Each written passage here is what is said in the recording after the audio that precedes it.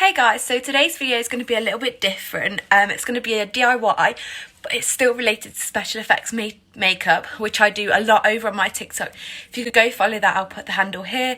That would be much appreciated. And yeah, so today's video is going to be a DIY scar wax. A lot of people over on my TikTok were asking me like how to make it, so I thought I'd do a full length YouTube video on how to make it. See, my bowl is a little bit floury, but that's because I've tried it today already. But what you're going to need is some Vaseline or petroleum jelly and some flour and a spatula to mix it with. First of all, add some Vaseline into the mix like so.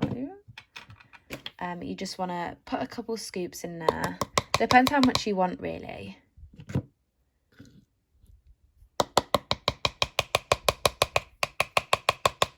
it's not getting off the spatula. There we go.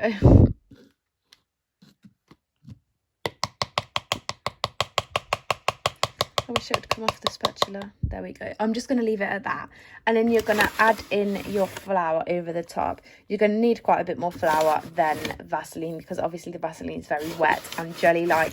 And you don't want it to be too wet and sticky. And then again, you don't want it to be like too crumbly and floury. So then, just going to mix that.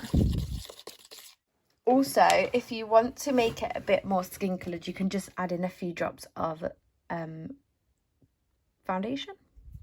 Excuse my floury sides now, but you are going to have to keep going backwards and forwards with it and just adding in more Vaseline or more flour where it's needed. But this should kind of be the consistency that you get in the end.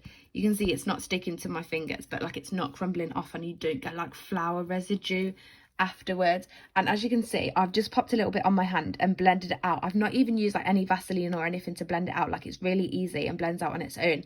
And once you add like foundation and the right colour corrector to your skin, I think it will work very nicely.